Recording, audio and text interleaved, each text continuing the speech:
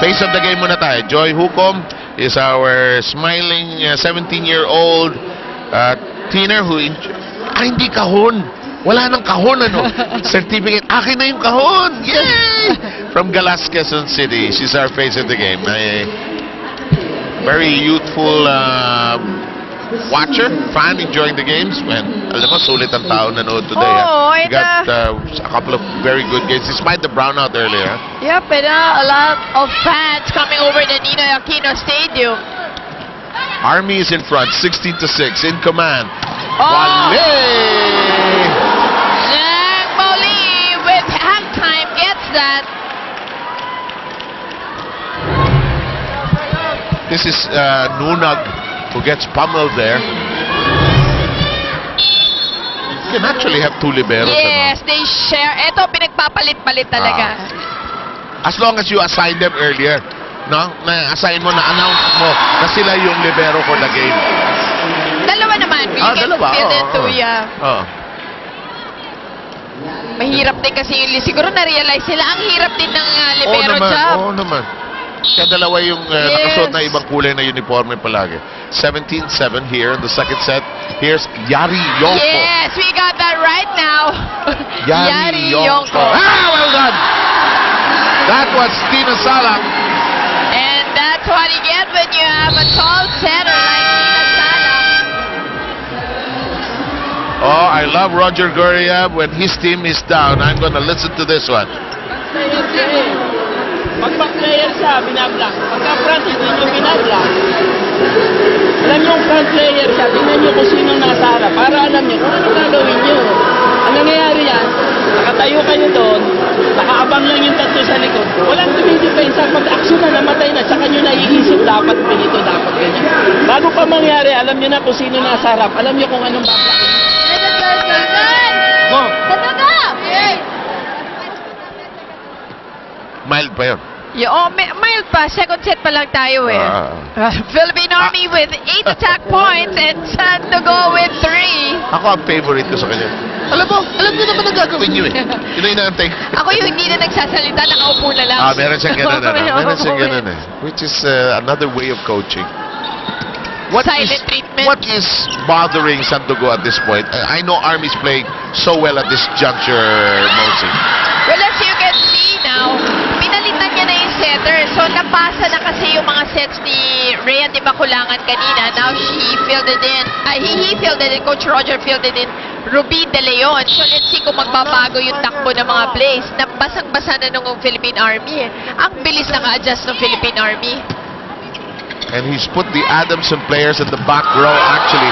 And the San Sebastian players in front. Okay, that is kept alive.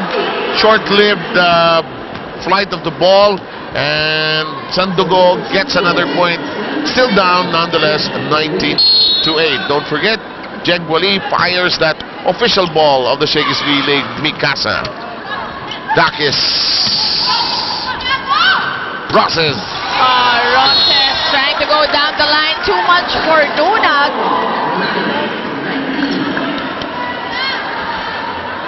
Alam mo si Nunag, bumaba na siya. Right position. Mataas lang sa kanya. Tama yung ready position niya. Nabasa rin ni Rosses kung saan mapupuntahin. Wali serve.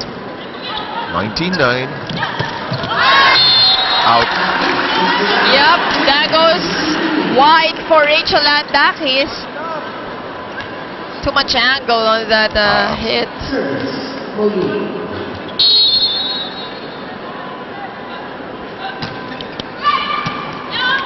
Nunag got to it from back row. Long. Last 2 points have belonged. Here's the property of Sandogo. Wisely, the Army calls a timeout. Ang dami natin tinatapon. Diskarte, gamit tayo nito. Ang laki na naman natin, no? Uy, tatapon lang natin yan. Didikit lang ng didikit yan. Ha? Pero magpakita ko muna kasi.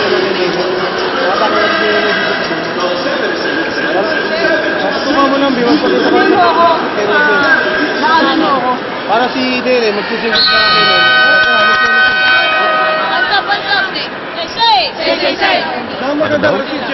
Say. Bago yun, ha? Well, you know, Seb, what's bothering Sandogo now is their digs. Alam mo, 5 of 33. 15% only Horribling numero. for Sandogo. Middle strike. You know, there was a time you could not ask Rachel Andakis to score from there, but she's just developed so many more of her skills.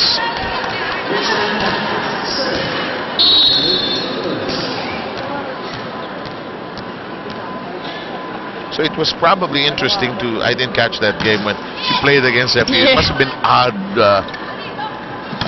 seeing that from her end. First time nga daw yun. So, you know, there's always a first time, and she was facing Coach Ness Pamilar on the other side. In the meantime, that's off the block, and Sandogo steals a point. It is now 12-20 as Ruby De Leon, one of the most interesting serves. May stop motion, parang bilyar eh. Saka mababa kinukuha yung bola, which is very difficult. Oh, and a violation called against Sandogo. Referee Tabanyag making that call. Tina Salak also with a short stab. Oh! Another mean serve. Umiwas si Nene, Pareho. umiwas si Jeng. Pareho Wala talagang, na-polarize silang dalawa dun eh. Wow, iba naman! Just an experienced player. Wally sets. Benting, got it. Angela Benting cutting the lead to only 9, but still mounted to climb for San Sebastian. You know, the regular libero of San Sebastian, si May Crisostomon, she looks like a little baby really among these veterans here. Parang high school forever. Yeah. She's so lucky. Oo nga. De Leon. Oh, Taiwan, well set, well set. Taiwan from the middle. Sure, Specialty niya. happy yung aking volleyball spine ni si Johnny Gavile. Hi to you. Yan ang ano pag may kailangan ako information sa volleyball, yan lang text ko. Marami tayong mga ganyan kaibigan. Alam mo nung last Olympics na experience ko, ang dami talagang nagpa-follow ng volleyball circuit yung mga Grand Prix. Hindi lang dito sa country natin. Kaya expectations mataas lagi. Pero mga passionate people Yes, very passionate. In the meantime, that was returned to sender, and it's 23-14. Yongko returns to the game. Bunag serving. I like the way Army remained calm and collected despite the fact that they lost the first set. They could have been easily intimidated by the all-star lineup on their opposing end. Benting, that's her spot. Benting again on that last point. Yeah. You know, there are some teams we need a lineup, but the lineup, a piece of paper. This one, we don't need one. Sandogo, really. It's fun, family pizza when you go to Shakey's. Adjusting there. De Leon. Taiwan. Once again, Taiwan from the middle. So si Taiwan at saka to si Angela Benting ang binibigyan ni Ruby De Leon. And Jeng Bowley on the open hit. Pinapahinga lang muna. Yes. Reverse set.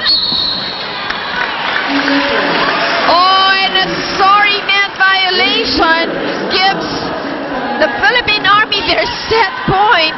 Alam mo, it's really deflating. It's depressing actually. Ego scratching talaga yung net call. You will never admit it. Oh, exactly. Galit yung Aleo.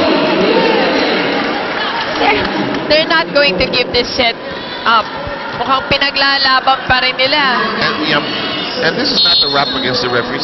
From a player's point of view, it's just such an irritating call for the player. No? But the refs have to call it. Come on. We've got a game. Somebody order dinner.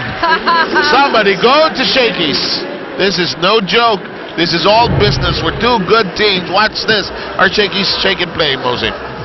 Rachel Andakis through the blocker of Sandogo gets the set